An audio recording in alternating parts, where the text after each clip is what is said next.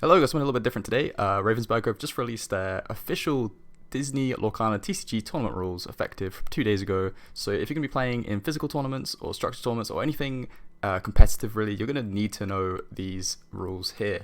Now, there's a lot of boring stuff at the start, but there's a lot of really important information. So make sure make sure you're paying attention and you don't slip up in the tournament, and you know all this stuff that's kind of important to know. So here is everything we'll be going over in this video.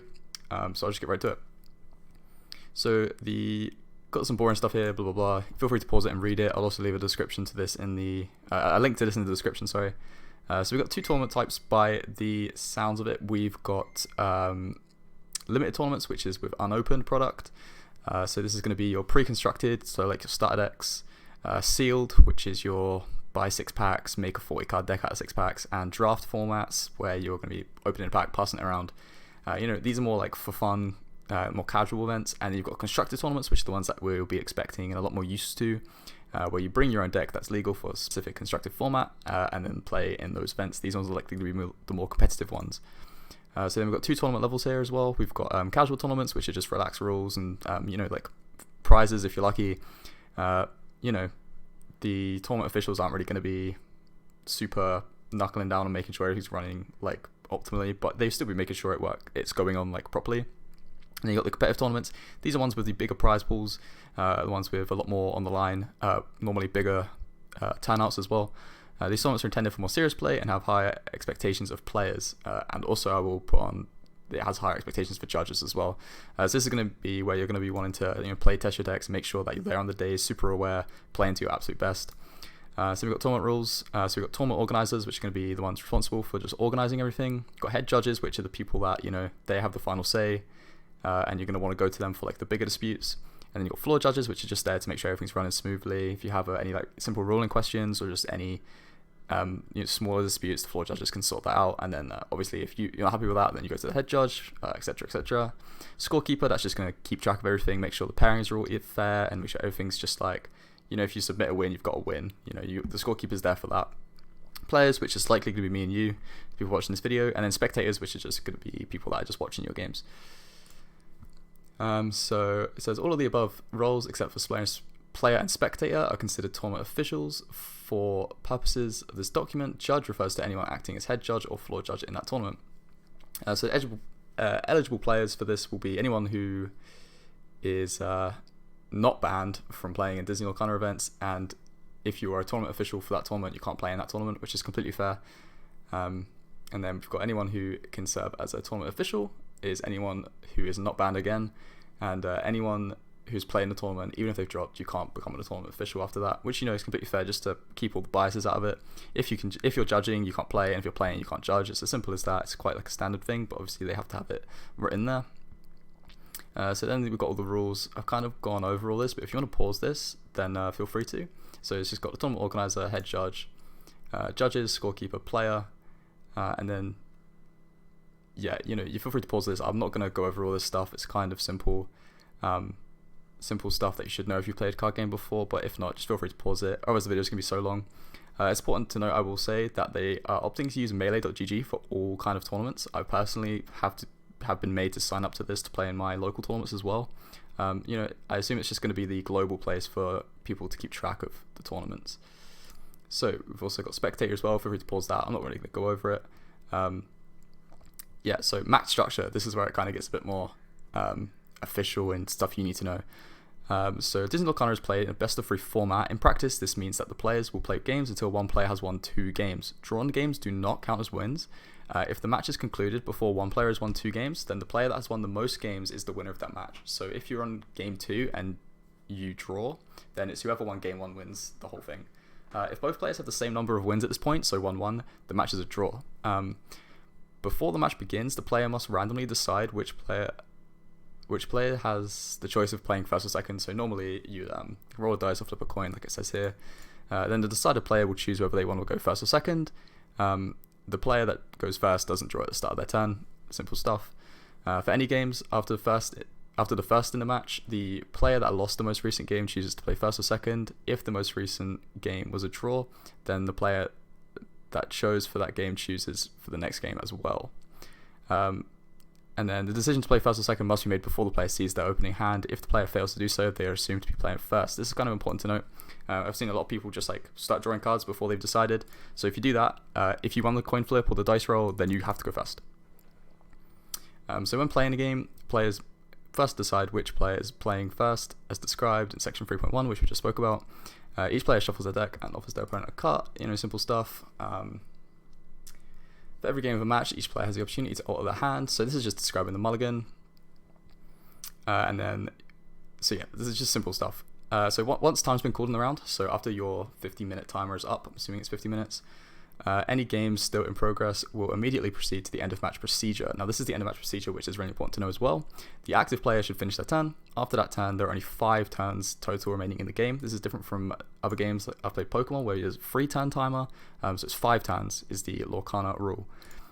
Each turn taken after that, which time was called, will count towards the 5-game total, regardless of whose turn it is. Normally this means that the active player, when time was called, will get 2 turns, and the non-active player will get 3 turns. So that's kind of fair. If time ends on your go, then you'll get less turns than the opponent because you're playing your turn. If neither player has won the game at the end of turn 5 and one player has more game wins than the other, then that player wins the match, same as what we spoke about just a while ago. And then for Swiss rounds, if neither player has won the game at the end of turn 5 and both players have the same number of game wins, the match is a draw. The current game does not count towards the match result. Single elimination rounds, if neither player has won the game at the end of turn 5 and both players have the same number of game wins and the same law, the match continues until one player has more law than the other. Once this happens, the player with the highest law wins the game immediately. So basically, if you're playing in a single elimination and it goes down to a draw and you've got like 10 law and your opponent's got 9, then you'll win the game, even if that happens after the turn 5's up. But normally it will be like, as soon as that turn 5, whoever has highest law wins. So this will normally just come down to whose turn it is. They could just quest for 1 and win the game. And then concessions, we've got a player can concede at any point in the game, and then you lose and you move on to the next game. It's quite simple. A player that refuses to play a match is considered to have conceded that match.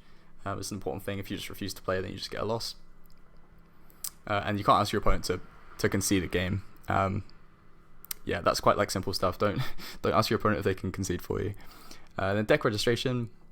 So they're just going to use melee.gg, submit a deck list, or a paper deck list as well if you don't have some people don't have phones, so you can just use a paper deck list for that, and then that's going to be your deck list for your tournament. It will be important to note that you will have to put your character name plus the little tag underneath it. So for Genie, you've got like Genie on the job, or Genie whatever. Make sure that you put the little tag to make sure. And then you've got deck checks. Judges are free to check your deck whenever. And then dropping, if you don't want to play anymore, just tell someone you dropped and they'll drop you from the event. Simple as that. Written notes. Players are encouraged to keep written track of lore titles, but no other written notes are permitted. So this is really, really, really important.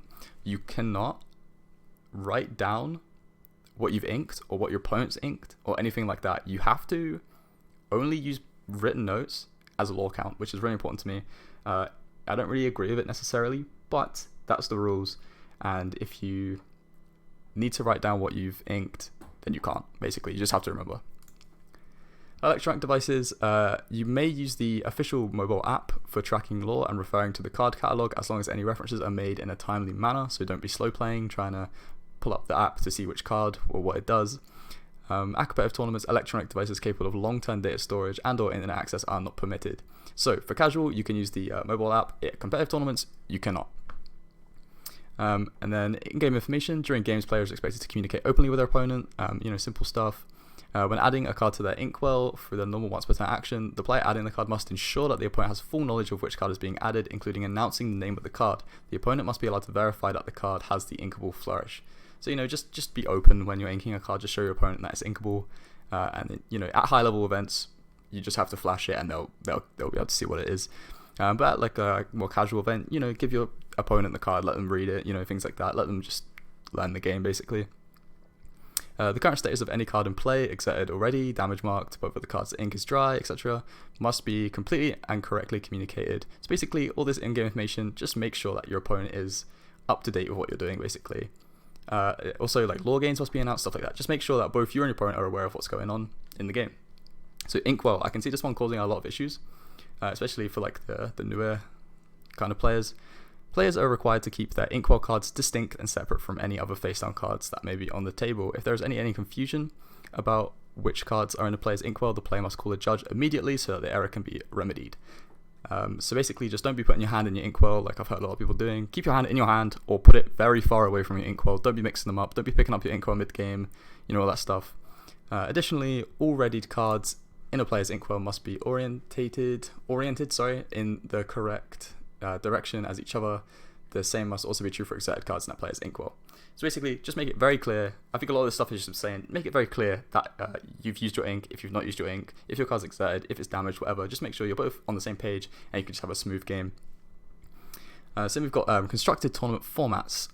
Constructed describes any event where the players are expected to build their own deck ahead of time. So this is what, you build your 60 cards and you go and play a constructed tournament. The simple stuff of it has to have at least 60 cards. This one's really important as well. There is no maximum deck size, but a player must be able to shuffle their deck in a timely manner without assistance. So don't be bringing like a 200 card deck if you can't shuffle it. As long as you can shuffle the deck, it's fine, is basically what this is saying.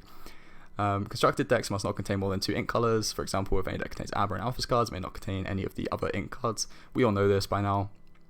And constructed decks must not contain more than 4 of a single card, as identified by its full English name. We all know this as well. But it says you can contain up to 4 Ariel on human legs, as well as 4 copies of Ariel Spectacular Singer if you choose to do so. So, just make sure you've got at least 4, at most 4 of the same card. But if it's got the same character name, you can totally go ahead and do more of that. It's not a very hard concept to grasp, but it's written there just in case you need it. Then we've got limited tournament formats. This is referring to your sealed and draft and pre-constructed. Telling you need 40 cards. There's no maximum deck size, except that decks are limited in size by the card pool they are built from, so you can't be adding extra cards in. And this is the most fun thing in my opinion.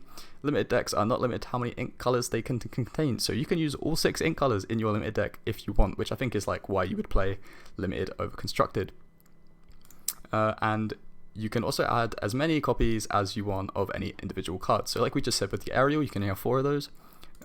You can open as many as you you can play as many as you open. So in this example, we've got the players open 6 copies of Genie the Ever Impressive. They can play all 6 in a deck if they choose to, because they got them in those packs. And then we've got sealed. In sealed tournament, each player is provided with a set of unopened boosters which you can build from their deck. Same thing, blah blah blah. And then we've got pre-constructed. This right now is probably going to be just starter deck. It says here you are given a random starter deck. And you may add or exchange any number of cards between the pre-constructed deck and the booster pack provided with the starter deck product. Since the provided pre-constructed deck starts at 60 cards, the deck must be a minimum of 60 cards after the deck construction period, because you have 60 cards basically.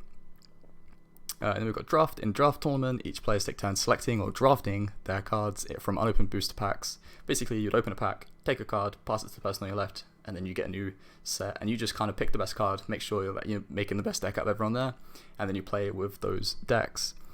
And then we've got time limits. The time limit for Swiss round is 50 minutes. This is kind of standard in best of 3 these days. It's recommended that all matches in single elimination matches are untimed. So single elimination is a bit different because you only get 1 chance. So this comes down to the tournament organizer or the TO. If there is a single elimination, then you might want to have untimed just to make it a bit more fair, just to get rid of all the slow play and all that stuff. And it must be announced prior to the event starting. And then here are just some of the times for your draft picks. Other than that, that's been all the really rules. Hopefully this has covered up a lot of stuff for you, and it's cleared up some rulings that you might have been unsure of. But other than that, it's been quite a different video. Hopefully you've enjoyed it. I've given you a lot of information. Thank you so much for watching. Leave a like, comment, subscribe, all that good stuff. Deck guide coming later on today, maybe tomorrow. Other than that, see you in the next one. Goodbye.